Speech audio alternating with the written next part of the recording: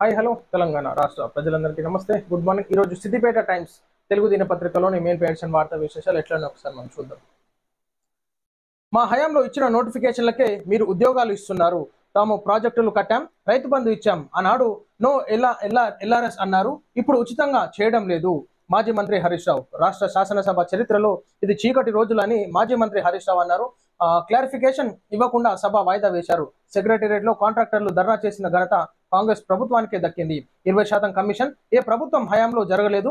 BRS హయాంలో ప్రాజెక్టులు కట్టాం, రైతు బంధు ఇచ్చాం, 2000 పెన్షన్ పెంచాం. మా హయాంలో ఇచ్చిన నోటిఫికేషన్లకే మీరు ఉద్యోగాలు ఇస్తున్నారు. మహిళలకు ఇస్తున్నామన్న వడ్డీ లేని రుణాలు కూడా ఇస్తలేరు అని చెప్పేసి అంటున్నారు. ఈనాడు మహిళలకు వడ్డీ లేని రుణాలు కాదు, 2500 కూడా ఇస్తలేరు హరీష్ రావు అన్న గారు. ఎందుకంటే కాంగ్రెస్ ప్రభుత్వం మహిళల ఓట్లు కీలకమైన మహిళలే ఇంటిల పాదిని వాళ్ళే మోటివేషన్ చేసినారు. కాంగ్రెస్ ప్రభుత్వాన్ని చేద్దాము, కాంగ్రెస్ ప్రభుత్వాన్ని చేద్దాము, మార్పు చేద్దాము అని అన్నారు. ఈనాడు పురాగా మార్పు లేకుంటేనే అయిపోయింది తెలంగాణ రాష్ట్రంలో. ఇక మహిళలకు వడ్డీ లేని రుణాలు కూడా ముందుకు తెచ్చేటటువంటి ఆస్కారం లేదు.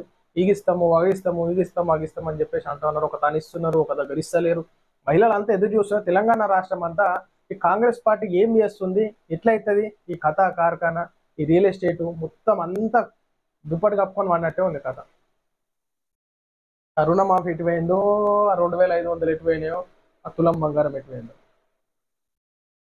ఆయన బదిలీకి పట్టుబడ్డ నగదుకు సంబంధం లేదు సుప్రీంకోర్టు. ఏదైతే ఇల్లు కాలిపోయిందని చెప్పేసి ఇంట్లో వస్తే మొత్తం పైసల కట్టలు దొరికినాయి జడ్జి దగ్గర. నేటి నుంచి ఐపీఎల్ ప్రారంభం కానుంది. మండు వేసవిలో బాణుడి బగబగలతో అలసిపోయే అభిమానులు, ఆటగాళ్లు విన్యాసాలతో హాయిగా సీద తీరన్నారు. కొత్త కెప్టెన్లు, మారిన ఆటగాళ్లు, నిబంధనలు, ఇలాంటి అంశాలతో ఈసారి లీగ్ సరికొత్తగా ముస్తాబై ముందుకొచ్చింది. భారీ వేలంలో స్టార్ ఆటగాళ్లు ఫ్రాంచైజీలను మార్చగా కొందరు కెప్టెన్లు పాత జట్లకు వీడ్కోలు పలికారు. ఛాంపియన్స్ ట్రోఫీలో కలిసికట్టుగా కదం తొక్కిన మన క్రికెటర్లు ఇప్పుడు విడివిడిగా పోటీ పడనున్నారు. 2 నెలల పాటు రూతలూగించే ఈ లీగ్ మే 25న ఫైనల్ తో ముగుస్తుంది. ఐపీఎల్ క్రికెట్ స్టార్ట్ అయింది. ఈ ఎడకాలం పూట ఏసీ వేసుకొని చల్ల ఇంట్లో కూర్చొని చూస్తారు. ఇక స్టేడియంలలో కాదంటే చాలా ఇబ్బందికరంగా ఉంటది. ఆ ఎండకి కానీ పోడు వచ్చుడు అంత కథాకారక ఎందుకని మంచిగా ఇంట్లో ఏసీ పెట్టుకొని ఎండాకాలం పూట సమ్మర్ గడిచిపోతా అనమాట మొత్తం మీద. గత ప్రభుత్వం ఓటు బ్యాంకు రాజకీయాల కోసమే ప్రయత్నించింది. గత 10 ఏళ్ల పాటు బడ్జెట్ లో చాలా నిధుల్ని ఖర్చు పెట్టలేదు. ఆ బడ్జెట్ ఊహల్లోనో భ్రమంలోనో ఉండకూడదని నిర్ణయించాం. డిప్యూటీ సీఎం బట్టి విక్రమార్క. మీరు ఎంత బడ్జెట్ పెట్టిరు, మరి మీరు ఎట్లా ఖర్చు పెడతారు బట్టి విక్రమార్క గారు? ఎందుకంటే గత ప్రభుత్వము ఏం పాలన చేసింది ప్రజలకు ఎరికైంది. మార్పు కోరుకున్నారు. ఈనాడు మార్పు వచ్చింది, కాంగ్రెస్ ప్రభుత్వం అధికారంలోకి వచ్చింది. మీరేం చేస్తారో చేయరు. తక్కువ వడ్డీకి రుణాలు ఇవ్వండి. సీఎం రేవంత్ తో నాబార్డ్ చైర్మన్ షాజీ కేవీ పెట్టి కొత్త జిల్లాల్లో కొన్ని డీసీసీబీలు ఏర్పాటు చేయాలని కోరిన నాబార్డ్ చైర్మన్ తక్కువ వడ్డీకి రుణాలు ఇవ్వాలని రేవంత్ వినతి. తెలంగాణ ముఖ్యమంత్రి రేవంత్ రెడ్డితో నాబార్డ్ చైర్మన్ షాజీ కేవీ సమావేశమయ్యారు. ఈ సందర్భంగా ఆర్ఏడిఎఫ్ కింద తక్కువ వడ్డీకి రుణాలు అందించాలని నాబార్డ్ చైర్మన్ సీఎం కోరారు. మైక్రో ఇరిగేషన్ కు నిధులు ఇవ్వాలన్నారు. కోఆపరేటివ్ సొసైటీలను బలోపేతం చేయాలని, కొత్తగా మరిన్ని కోఆపరేటివ్ సొసైటీలను ఏర్పాటు చేయాలని నాబార్డ్ చైర్మన్ కు ఆయన విజ్ఞప్తి చేశారు. మహిళల రంగాన్ని కూడా ఆదుకోవాలి, మహిళలకు కూడా ప్రోత్సాహకరంగా ఉండాలి ప్రభుత్వాలు. నేడు డీలిమిటేషన్ సదస్సుకు సీఎం రేవంత్ రెడ్డి హాజరు. తమిళనాడు సీఎం స్టాలిన్ ఆహ్వానం మేరకు చెన్నై వెళ్ళిన రేవంత్ డీలిమిటేషన్ లో భాగంగా మరి అక్కడ సభ ఏర్పాటు చేసుకోవడం జరిగింది. సో ఆ మీటింగ్ లో భాగంగా మరి ప్రస్తావనలు, ఆ వ్యూహాగానాలు ఎట్లా జరుగుతాయి, ఆ డీలిమిటేషన్ జరిగితే ఏ విధమైనటువంటి ఇబ్బందులు వస్తాయి అని చెప్పేసి అక్కడ వెళ్ళడం జరిగింది మరి రేవంత్ రెడ్డి గారు. ఢిల్లీ రాష్ట్ర పరువు తీసింది సీఎం కాదు, మీ కుటుంబమే. శాసన మండలిలో ఎమ్మెల్సీ కవిత వర్సెస్ మంత్రి సీతక్క. కాంగ్రెస్ పరివిధి త్యాగాల చరిత్ర, కరప్షన్ కి కేర్ ఆఫ్ అడ్రస్ బీఆర్ఎస్ అన్న మంత్రి సీతక్క. శాసన మండలిలో బీఆర్ఎస్ ఎమ్మెల్సీ కవిత వర్సెస్ మంత్రి సీతక్క మధ్య మాటల యుద్ధం జరిగింది. ముఖ్యమంత్రి రాష్ట్ర పరువు తీస్తున్నారని కవిత చేసిన వ్యాఖ్యలకు మంత్రి సీతక్క ఘాటుగా స్పందించింది. రాష్ట్ర పరువు తీసింది ఎవరు అని ప్రశ్నించింది. మీ కుటుంబమే రాష్ట్ర పరువు తీసింది, మాకు ఢిల్లీ వ్యాపారాలు తెలియవు, ఢిల్లీ వ్యాపారాలతో రాష్ట్రం పరువు తీసింది మీరు, మీ కుటుంబం అని మండిపడింది. కాంగ్రెస్ పార్టీది త్యాగాల చరిత్ర, కరప్షన్ కి కేర్ ఆఫ్ అడ్రస్ బీఆర్ఎస్, మహిళలకు అడుగడుగున అన్యాయం చేసింది బీఆర్ఎస్ పార్టీ అన్నట్టుగా ఇక నిన్న జర్రాత గెలిగించుకుంటే ఖాయం అయ్యి మొత్తం దుమారం చేసినట్టు కవితక్క, సీతక్క కవితక్క మీద అంత గరం అయ్యారు. అంతా విమర్శలు జరుగుతూనే ఉంటాయి. ఆన్లైన్ బెట్టింగ్లకు మరో యువకుడు బలి. చూడదు, ఆన్లైన్ బెట్టింగ్ల వల్ల చాలా ప్రమాదకరం. ప్రజలారా, యువకులు, కాలేజ్ స్టూడెంట్స్ కూడా నేను చెప్తా ఉన్నాను, విద్యార్థులు దయచేసి ఒక బెట్టింగ్ యాప్లను బంద్ చేయండి, డిలీట్ చేసేసేయండి. ఈ బెట్టింగ్ యాప్లను మొత్తం అసలు ఫోన్లలో రాకుండా చేయాలి. ఈనాడు రాష్ట్ర ప్రభుత్వం చర్యలు తీసుకోవాలి. ఈ బెట్టింగ్ యాప్స్ల వల్ల ఈ విధంగా చనిపోతున్నారు విద్యార్థులు. అనవసరంగా తల్లిదండ్రులు చాలా బాధకు గురవుతున్నారు. ఒకసారి అర్థం చేసుకోవాలి. ఈ వార్త ఎట్లుందో చూద్దాం.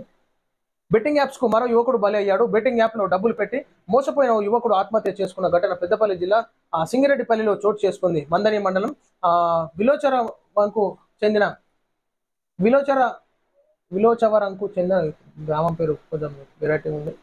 సాయితేజ అనే యువకుడు సమీపంలోని గోదావరి ఖనిలో ఓ డయాగ్నోస్టిక్ సెంటర్ లో పనిచేస్తున్నాడు. ఏకంగా 10 లక్షలు అప్పు చేసి బెట్టింగ్ యాప్ లో డబ్బులు పెట్టి పోగొట్టుకున్నాడు. పురుగుల మందు తాగి అప్పులు తీర్చలేక ఈ నెల 18న సింగిరెడ్డిపల్లిలోని పురుగుల మందు తాగి ఆత్మహత్యానికి పాల్పడ్డాడు. సో 10 లక్షలు పెట్టి ఆర్థికంగా నష్టపోవడం వల్లే సూసైడ్. పెద్దపల్లి జిల్లా సింగిరెడ్డిపల్లిలో ఒక ఘటన. అనవసరంగా ప్రాణాలు పోతున్న విద్యార్థుల దయచేసి బెట్టింగ్లు వల్ల వచ్చే పైసలు ఏం రావు, అనవసరంగా నష్టపోతారు. ఒక 1000 రూపాయలు వచ్చినాయని చెప్పేసి ఆడుతూనే ఉంటారు. ఆ పైసలు అన్నీ పోతాయి. దయచేసి దానికి అలవాటు పడొద్దు, దానికి ఎడిక్ట్ కావద్దు.